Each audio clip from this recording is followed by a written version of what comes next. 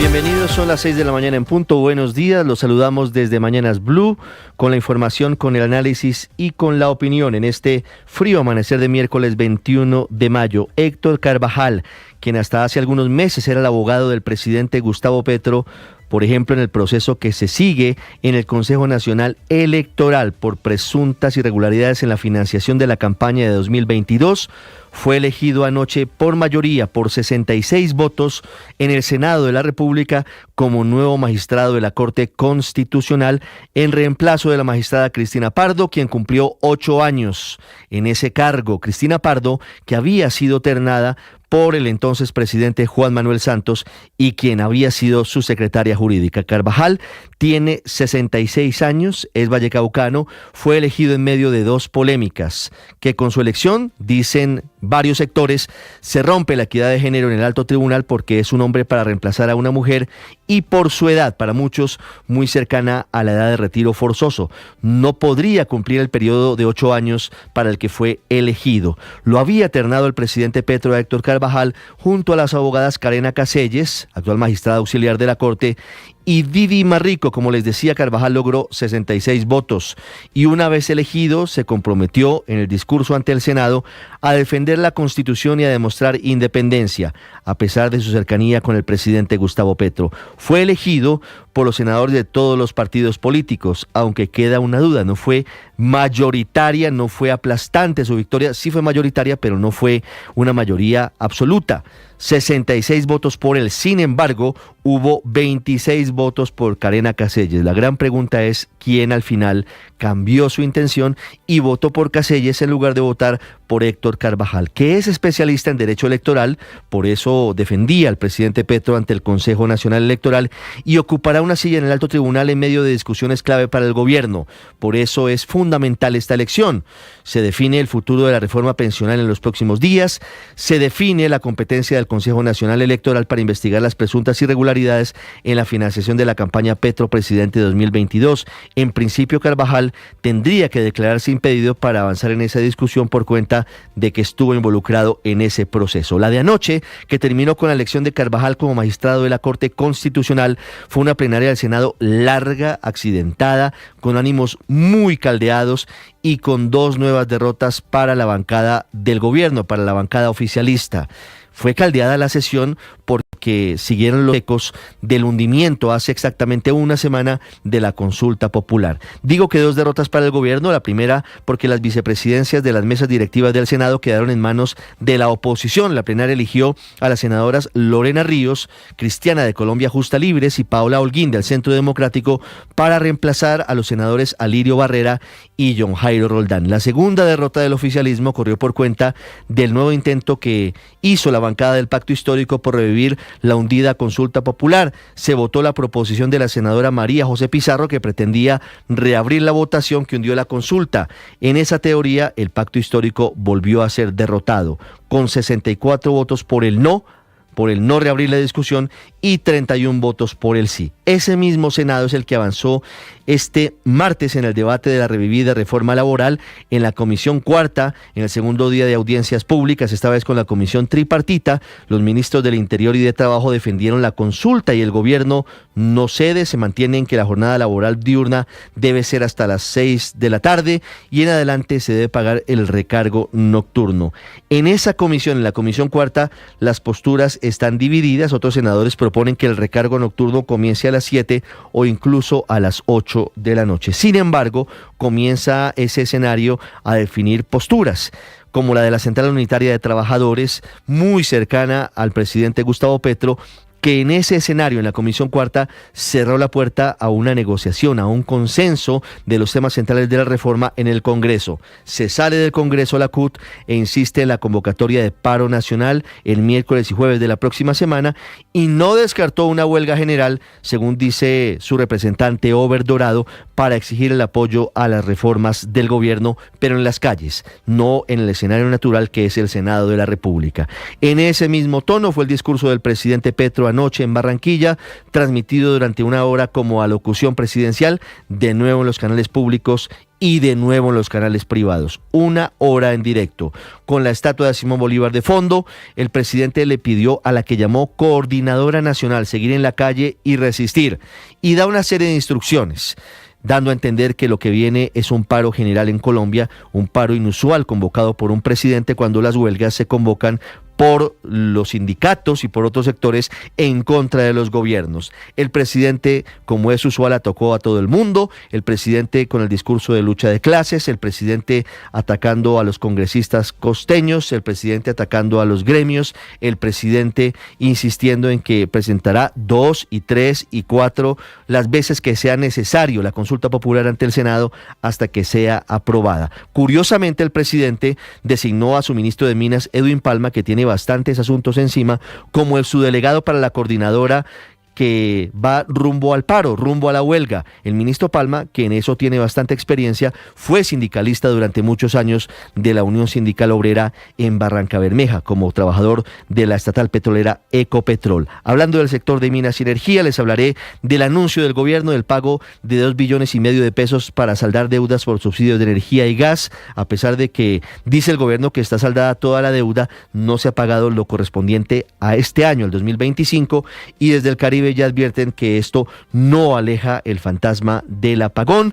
Vamos a hablar de la crisis por la presencia de los indígenas en Vera, en el Parque Nacional. La directora de la Unidad de Víctimas, Gloria Cuartas, dice que los albergues y la atención de los indígenas solamente son responsabilidad de la Alcaldía de Bogotá y que ellos no tienen plata para la manutención. Vamos a hablarles también sobre la reforma a la salud. El gobierno, a través del ministerio, increíblemente, un mes después de que la Corte Constitucional le da la orden de retomar las mesas de trabajo para definir el reajuste de la famosa unidad de pago por capitación, 4 semanas después de la orden, está pidiendo aclaraciones a la Corte Constitucional. Les contaré la historia del pequeño Lian Ortúa, que ya completa 18 días secuestrado. Hubo consejo de seguridad en Jamundí, hubo marchas, hubo protestas, velatones. La vicepresidenta Francia Márquez habló del tema y al final el presidente Petro esta madrugada hizo un llamado a sus secuestradores para que lo dejen en libertad. Les contaré sobre los bloqueos con los que amanece el relleno sanitario de Doña Juana en el sur de Bogotá. Hablaremos sobre la primera audiencia general de los jueves del Papa León XIV en la Plaza de San Pedro en Roma, pidiendo el Papa por el fin del bloqueo y la imposibilidad del ingreso de alimentos y de ayudas humanitarias en la Franja de Gaza, que está al borde de la hambruna. Y les contaré detalles sobre el asesinato de un ex asesor, de un expresidente ucraniano hace algunos minutos en Madrid, en España. 6-8 minutos, como siempre es un gusto acompañarlos. Hace 174 años se abolió legalmente la esclavitud en Colombia, lo hizo el entonces presidente José Hilario López, declarando libres a todos los esclavos que existían en Colombia. A propósito, por eso hoy es el Día Nacional de la Afrocolombianidad. Como siempre es un gusto acompañarlos, son las 6 de la mañana y 8 minutos. Vamos a continuación con el resumen de las noticias más importantes de Colombia y el mundo en Voces y Sonidos en Mañanas Blue. Declara la plenaria del Senado de la República constitucional y legalmente elegido para el cargo de magistrado de la Corte Constitucional al doctor Héctor Carvajal. ¿Lo declara? Así lo declara, señor presidente. Héctor Carvajal, abogado del presidente Gustavo Petro, fue elegido por el Senado como nuevo magistrado de la Corte Constitucional, con 66 votos a favor en reemplazo de Cristina Pardo. A su salida de la plenaria, Héctor Carvajal aseguró que su elección demuestra que su cercanía con el presidente Petro no compromete su independencia. Con mi llegada a la Corte se pierde el temor que se tiene de que vaya a llegar una persona que por ser cercana al presidente de la República no va a gozar de una imparcialidad, de una defensa de la Constitución, de las leyes, de la estabilidad institucional. Carvajal superó ampliamente a las otras candidatas de la terna, Karena Casalles, que obtuvo 26 votos, y Didi Marrico, que tan solo obtuvo 2. Se verificaron 101 votos, de los cuales 7 de ellos fueron en blanco. No me sueño reelegido y no quiero volverme drogadicto del poder porque me volvería asesino. Desde Barranquilla, ante más de 25.000 personas que llegaron al Paseo Bolívar, el presidente Gustavo Petro descartó una reelección. El mandatario anunció además que buscará un diálogo con bandas juveniles de la región. Y antes de hablar de la consulta, entonces, a lo que hemos venido, quiero hablar en Barranquilla a esas bandas y a esos jóvenes, porque voy a iniciar un diálogo de conversaciones del gobierno con las bandas juveniles. Durante su discurso, que fue transmitido por Televisión Nacional, el mandatario también se habría referido a su exministra de Justicia, Ángela María Buitrago, no con nombre propio, pero sí insinuando que quería sabotear el gobierno. Y tengo que decirlo, una ministra de mi gobierno quería sabotearlos, porque no entendía por qué podíamos hablar con bandidos. El presidente Petro, radicalizado en su discurso, advirtió también que vendrá una huelga nacional en caso de que la nueva consulta popular no pase en el Congreso. Pero hemos presentado de nuevo la consulta popular con 4 preguntas más en el terreno de la salud pública. Esta consulta popular ya no se tramitará en frío. Esta nueva discusión, y si se necesita otra, y si se necesita otra, se dará en la lucha popular.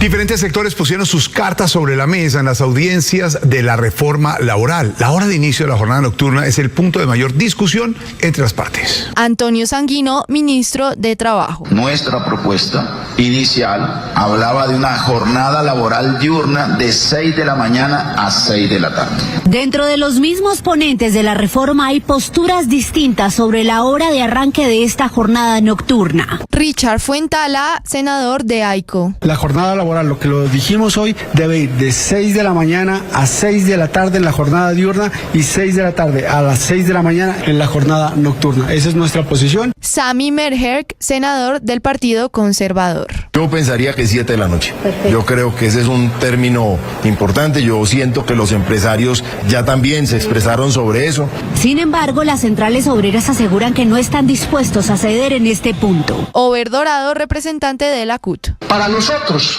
dada la situación que se tiene hoy, es el pueblo el que tiene que decidir y nos la vamos a jugar duro con la consulta popular. Un grupo conformado por exministros, exviceministros y expertos en la salud ha expresado su profunda preocupación ante la crítica situación que enfrenta actualmente el sistema de salud. Alejandro Gaviria, exministro de Salud. Esta es una pregunta que trata de apelar a la emoción de la gente, sobre todo al problema actual del sistema de salud. Augusto Galán, director del observatorio Así Vamos en Salud. Omiten componentes esenciales como la sostenibilidad fiscal, la articulación institucional. Mientras tanto, la Secretaría de Seguridad de Bogotá denunció que algunos indígenas en Verá amenazaron con machetes a trabajadores de la empresa de acueducto de Bogotá en inmediaciones del Parque Nacional. César Restrepo es el secretario de Seguridad de la capital. Y adicionalmente, y esta es de igual gravedad, tenemos un caso en el cual menores de edad fueron instrumentalizados para agredir con piedras a funcionarios del distrito, exactamente mujeres del Departamento de Espacio Público, quienes en un punto del parque cumplían su servicio apoyando las diferentes actividades que realizamos. La directora para la Unidad de las Víctimas, Gloria Cuarta, señaló que los cerca de 500 indígenas que se tomaron el Parque Nacional llegaron a este punto ante los supuestos incumplimientos por parte del distrito. Bogotá estaba comprometida a hacer fumigaciones en los albergues, a arreglar las baterías sanitarias, a acondicionar los lugares de la alimentación, a tener la recolección de las basuras, al suministro de agua. Bogotá incumplió. Gustavo Quintero, secretario de Gobierno de Bogotá. Necesitamos que la unidad de víctimas se haga presente en el lugar. Necesitamos que definamos ya la estrategia de retorno. Buena parte de estas personas están esperando un retorno hacia las comunidades y es momento de trabajar. Decenas de habitantes del barrio El Mochuelo Bajo, Mochuelo Medio y Mochuelo Alto estuvieron protestando frente a la entrada del relleno sanitario de Doña Juana. Suspendieron el tráfico de los camiones recolectores que se vieron apagados durante toda la tarde, toda la noche y parte de la madrugada, manifestando que están cansados con las falsas promesas del distrito, donde les ofrecen soluciones para evitar el aumento de roedores de zancudos en sus casas, además del ruido excesivo de los camiones en este punto y del exceso de basuras, más de 6.000 toneladas que están llegando a diario hasta el relleno sanitario de Doña Juana. Hablamos con uno de los representantes y esto fue lo que le contó a Blue Radio. Es un abandono del distrito constante por nuestra comunidad campesina o nuestras comunidades campesinas en salud, en calidad de vida, que usted lo ve. Hablamos de vectores, hablamos de olores, hablamos de muchas cosas. La presidenta de la Cámara de Comercio Colomboamericana lanzó un mensaje de desconcierto sobre las conclusiones y tratos a los que llegó el presidente Gustavo Petro en China, con la firma de la adhesión a la ruta a la seda. Y de acuerdo con María Claudia Lacutir, los empresarios aún no conocen las conclusiones ni cómo operaría el comercio chino bajo la competencia del producto nacional. ¿Qué implicaciones tiene para el sector empresarial estos acuerdos? Como también cuáles son las propuestas que hace China relacionadas con una reciprocidad comercial. A pesar de la anunciada autorización de entrada de camiones de ayuda humanitaria a Gaza, Naciones Unidas dice que los suministros y la comida aún no se distribuyen debido a los combates en curso y a las restricciones impuestas por el ejército de Israel.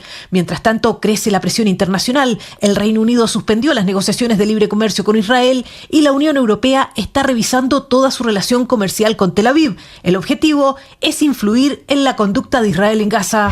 È sempre più preoccupante e dolorosa la situazione nella striscia di Gaza. En su primera audiencia general en la Plaza de San Pedro del Vaticano y ante 25.000 fieles que lo aclamaban, el Papa León XIV ha pedido esta mañana que se permita la entrada de ayuda humanitaria en Gaza y se ponga fin a las hostilidades. El régimen de Nicolás Maduro liberó a uno de los estadounidenses que tenía preso en Venezuela y lo entregó al enviado especial Richard Grenell a cambio de que la administración Trump extendiera por 60 días el permiso a la petrolera Chevron para operar en Venezuela.